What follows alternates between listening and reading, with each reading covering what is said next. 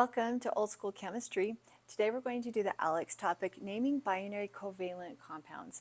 I want to remind you on covalent compounds, molecular compounds, that's when you have a non-metal plus a non-metal. Here are our rules to help us name our covalent compounds. First, you always say the first atom's name. Second, the second atom, you're going to change the ending to "ide," I-D-E. Now, we have a couple of things that we have to add to this. When we're indicating the number of atoms, you use Greek prefixes. In fact, let me write those down for you. You've got mono, di, tri, tetra, penta, tetra, penta, and then from here is going to be your hexa, hepta, octa, nona, deca. We don't see those quite as often. Now there is an exception. If the first atom is 1, we don't use the word mono. And then lastly, there are 3 that you have to memorize, that we're not going to use these rules. You just have to memorize their trade names.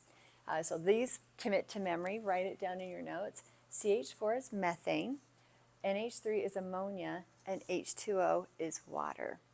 So let's do some of these together. On this first one, I simply say that atom's name. So the Si is going to be silicon.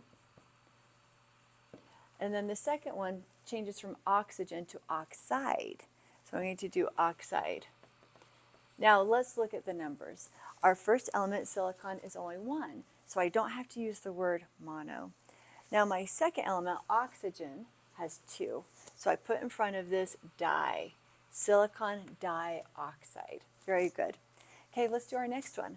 I have a sulfur, and then I see that I have 3 of the oxygens, so this will become tri for 3, oxide, change oxygen to oxide.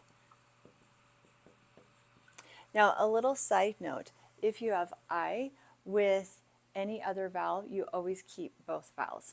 If you happen to have 2 O's together, drop an O. Like if I had monoxide, I'd say monoxide. Okay, let's keep going. You'll see some of this. Again, on this sulfur, I didn't put the word mono because it's the first element. Here I've got 1 silicon, 1 oxygen. So the silicon is my first element. I just say silicon, I don't add mono. But the second element is also 1. At this point, we do have to do mono. Oxygen changes to oxide. Monoxide, remember I can drop one of those O's. It becomes monoxide.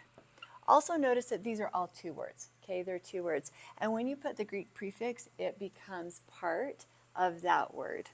Let's do this one. I've got a sulfur. So 1 sulfur, don't have to put mono. And then 2 oxygens, that is dioxide. Ooh, and then be really careful. NH3. If you see our CH4, NH3, or H2O, you need to have alarms go off in your brain that you think, trade name. This is ammonia. That is ammonia. Okay, great review of how to name our covalent compounds. If you need more support with this, you can go to my naming playlist and I'll review more how to name covalent compounds. Great job. Please like and subscribe. I'll see you next time. Thanks.